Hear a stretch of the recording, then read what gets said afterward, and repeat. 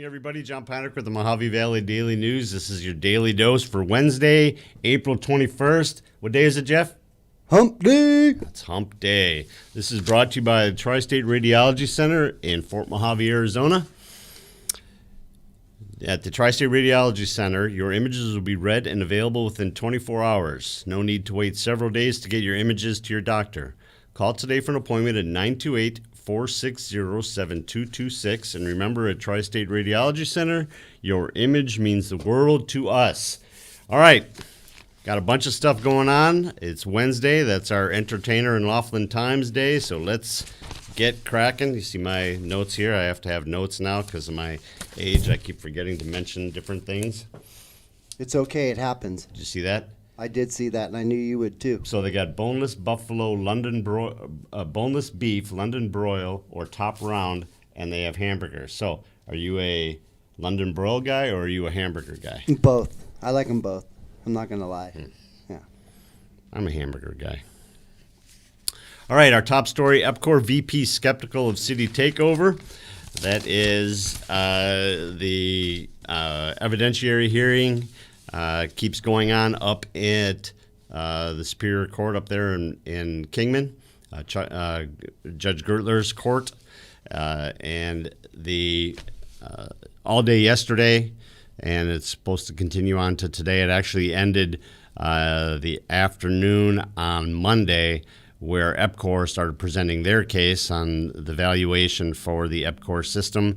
They paraded in their group of high-level executives and attorneys and all these other people to tell them that it not only is it worth more than 55, which is what the city's people have come up in an evaluation at, but it's actually worth 130, and some have it up to 136, 160 million, which is awesome because when you go back and look at how EPCOR values these places, like the recent acquisition that they had down south of us, the valuation is actually a quarter of that or less than a quarter of that. But there's a lot of information in here, different people testifying to here's one that valued it somewhere between 129 and 163 million. New construction would be 357 million. Just a lot of numbers bounced around in here, but several times during the story, this expert from EPCOR was asked to explain something or prove something, and he didn't have the metrics or the analysis breakdown on how he got to that point. So, good morning, Amy. Good morning, Brenda and Calvin. So it's a good story. It kind of gives you a peek into what's going on up there. It's going to continue today. It's supposed to continue through the rest of the week. So hopefully by Friday, Judge Gertler will have some sort of determination on what's going to happen there. All right, in our breaking news, Warm Sea to close childbirth services. We got this pretty late in the day yesterday. What's going on basically is that Warm Sea has decided that they are going to close childbirth services. It says expectant mothers will continue to have local options for receiving childbirth services at the Mojave County hospitals located in Fort Mojave, so Valley View, Lake Havasu City, and Kingman. The ideology behind this is that last year childbirths dropped 30%. 2 years ago, 30%. Last year it dropped again. They believe that it's going to continue to decline, and they attribute that to the fact that the population coming into Bullhead City is getting older. I can't read that. Oh. Breaking news is brought to you by New Image Primary Care. See? Look. I know. Breaking news sponsor. I told you it happens. I pulled it off of there and I moved it out of the way. I saw you do it.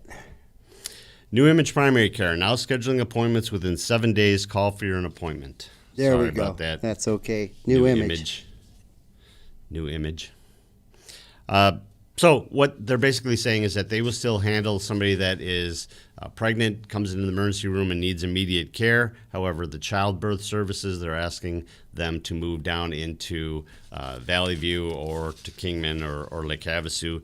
They are, there's a couple quotes in here from CEO Mike Stanger, and he talks a little bit about how their plan is to take and increase some of the other services, expand clinical services that are increasingly needed by our aging population.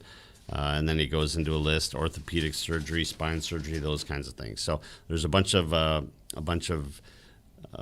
while they're going to be losing the child care or the childbirthing areas, they are going to be increasing some of the other areas to better take care of our local citizens. He also made a point of saying all nurses and personnel who staff the labor and delivery unit and nursery will have the opportunity to transfer into other open positions at Warm Sea. That's crazy because they've been doing that since the 80s here, been delivering doing it, babies over at Warm Sea, and now they're not going to do it no more. Yeah, the way I understand it is it's a significant cost to keep that unit open, okay. and they just don't have the amount of patients coming through to justify it. Not enough girls having babies, I guess. All right, council meeting has sense of normalcy. This is a review of our the city council meeting last night. It was a 45-minute meeting, which if you've ever been to one, 45 minutes, you can barely get through the pledge and the prayer and everything in 45 minutes. So quick meeting. They also had everyone up on the dais together, not all spread out throughout the room. Not a whole lot went on. They did make they got a presentation from Toby Cotter about EPCOR, but I thought it was funny. Toby, when they asked about it, he joked that Garn Emery, who's the city's attorney, had advised him to let the Mojave Valley Daily News provide the coverage of a trial that concluded the second of its scheduled 5 days, a half hour before the council meeting begins. So go back and read our EPCOR story. You'll get the update that you need. They also talked about, he gave an update on COVID-19, about asking people still to stay vigilant. Things are getting better, but still be vigilant. They had a few things that they voted on. They gave a Series 6 liquor license to Laughlin Ranch Golf Club, approved a resolution in support of an IGA between the Bullhead City PD and the state of Arizona that would allow the Bullhead City to get some of their surplus equipment from the Department of Defense, and approved a resolution authorizing applying for a Federal Transit Administration grant for the BATS program. So good stuff there. Moving on, we got a story in here from our editor, Mike Boyd. It includes a letter to the editor within his story from Supervisor Hildy Angus, where she disputes some of the things that were in his story last week about the vaccine event that went on between Safeway and the county. So it includes her letter, and then Mr. Boyd went through here and picked apart parts of her letter showing proof of things that were already given to him. So check that out. I think you'll find it entertaining. Moving on. Let's Jeff, let's go in and do sports, because I still got Laughlin and the entertainer to get through. So before I get that, jury convicts ex-cop on all charges. I'm sure most of us have heard this already, but the jury at the George Floyd murder trial has convicted former Minneapolis officer Derek Chauvin of 3 counts. I don't really understand this, because one guy died, but there was a second degree murder, a third-degree murder, and a second-degree manslaughter charge, and he was found guilty of all 3. I don't know how you're found guilty of 3 separate murder and manslaughter charges when there's one victim. But he was found guilty of all those. His bail was revoked. He was hauled off, handcuffed, and hauled off to jail. And it doesn't say when his sentencing will be, but he is facing up to 75 years total between those three. So that was a pretty significant deal. All right, in sports. Sports is brought to you by Mike Lewick at Desert Time Realty. Thank you, guys. Thank you. I appreciate You're welcome. that. Thank you. Call Mike today for the service you deserve and the people you trust when buying or selling your home. All right, so we got a couple of things here. First, we have the Mustangs sweep the Patriots. The Patriots have been playing better lately, but they ran into a buzzsaw with Needles. That is the Malk boys baseball team. You see assistant coach Aaron LeCaster giving the Patriots a pep talk before a recent game. On Monday, they were swept 15-0 and 15-1 at Needles High School. I don't know what they feed them down in Needles, but always their baseball and softball teams are just great. Corn-fed. That, something's going on down there. They got some pretty good restaurants down there in Needles. I'll bet you it's Dairy Queen. They have a Dairy Queen down there. It's ice cream. Possible. But that dropped Malk to 2-5 overall. I know they're making a big push to try and get in the playoffs, so we'll see what happens. There. 90% of births at Wormsea in previous 6 years were either uninsured or funded by Access. No profit in that. Well, they didn't. Thank you, Carly. That could be true. I'm not sure, but but he didn't talk about that. They just talked about the fact that they were down 30%, and it's not viable to keep it open under that. All right, our next story in sports, Mojave High School baseball. Here you see relief pitcher Mikey Panto fielding a grounder at third base during the first inning. The Mojave High School boys lost to Lee Williams. This was on Tuesday night, 4-1. Mikey Panko there actually came in the first inning in relief and pitched really well. However, prior to him coming in, the T-Birds had actually already given up 4 runs in the first inning, and then the Lee Williams pitcher just silenced them. They had 3 hits all game. Dylan Crandall had a single, and Connor Dubois had 2 hits, and that was it. So, rough game for Mojave baseball. All right, let's move on here. Get these ads. Smart and Final's got strawberries. Let me go check that out. All right, Laughlin Times. Our top story, Sisolak eyes June 1st for Nevada to reopen 100%. That you have to read through the story. That sounds awesome, but really what it is that Governor Sisolak would be taking off all of the restrictions except for the mask mandate. So the mask mandate would still be in place. What it would be is that his restrictions that he's put on as far as you can only be 25% or 50% or whatever, those would all be gone. But he would still leave it up to local authorities to decide what they want to do when it comes to social distancing. So let's say, for instance, the Aquarius over there decided that, yes, we're going to open up to 75% or 100%, but we want people to still wear their masks, or they still have to wear their masks according to the executive orders from Sisolak. But right next door, the Edgewater, well, that's owned by the same people, but as an example, the Edgewater could say, all right, we're going 100%, and they can do whatever they need to do. So it would be local authorities deciding that. However, there is still a mask mandate. Speaking of the Edgewater, we have a nice story here. Edgewater Casino Resort introducing 2 new dining options. I know all of us get a little excited whenever we hear that there's new restaurants in town. These actually sound pretty awesome. It's the PT's and Stockman Steakhouse will be opening up.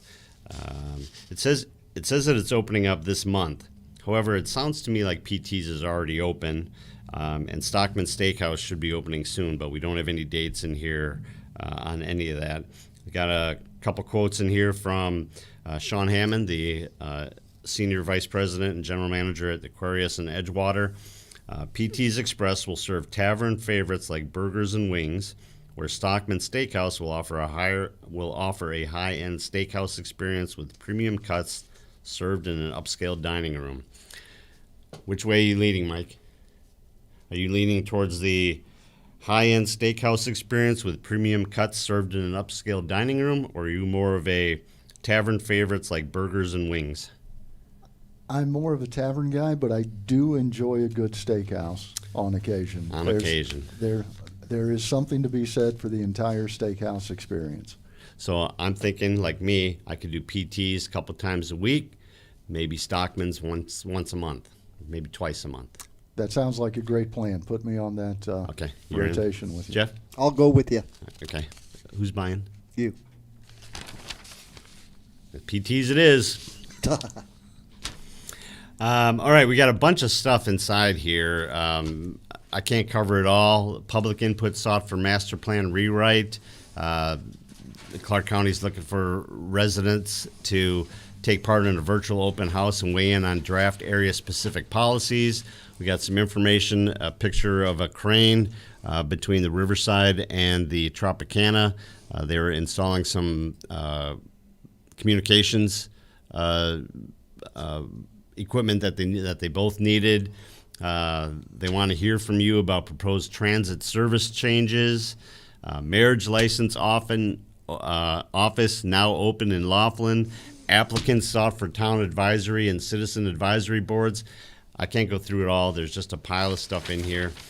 Please pick up your Laughlin Times and read it.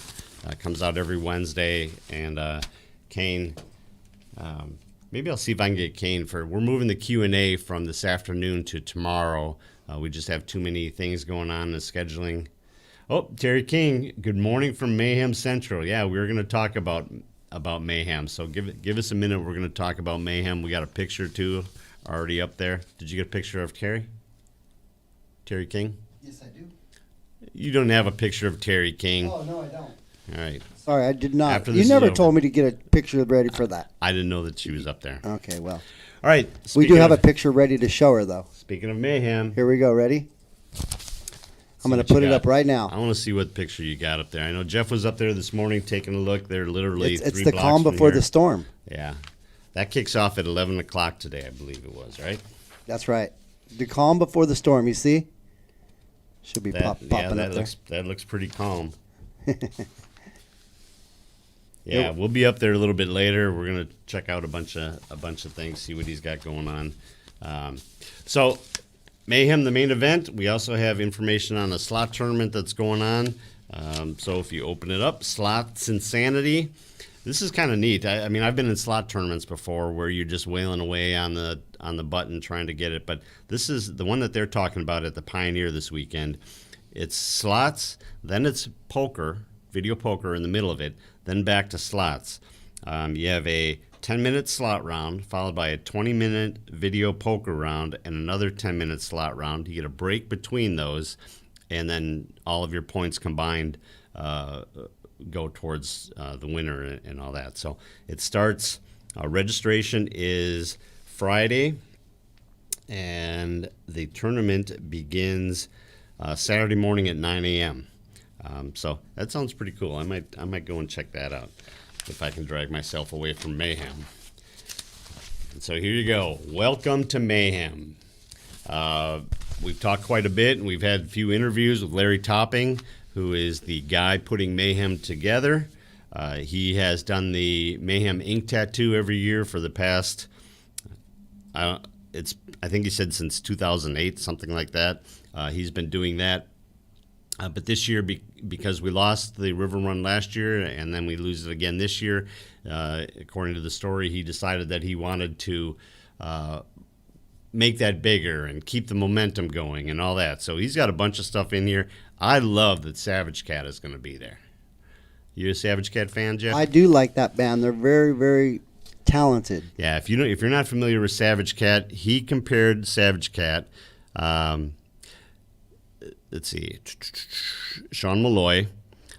He brings stripped-down acoustic and full-blown electric-style performances together, along with awesome vocals. Savage Cat's party evoking stage antics and energy rivals bands like the Beastie Boys and Red Hot Chili Peppers. So Exactly. They're- Yep. They remind me of both of those bands for sure. yeah, so they're going to be outside. We have the Bennett Mateo Band is going to be there. They got a pile of vendors. There's different areas. There is the ink. Last I heard, he was somewhere around 85 or 90 tattoo artists that are going to be inside. I think they're inside the old stage building. Then they got what do you call it? A bar. What is he calling it? I want to get the name right. The After Mayhem Day Lounge and Nightclub. So during the day, it's going to be a lounge and kind of a biker bar. And then at one point, it's adults. The disco ball comes out with the lights and all that, turns into a big party. It's the it turns into the After Mayhem After Party, bar games, music from DJ Extreme, a nightclub with dancing, and nightly themed performances from the Ladies of Mayhem. Okay.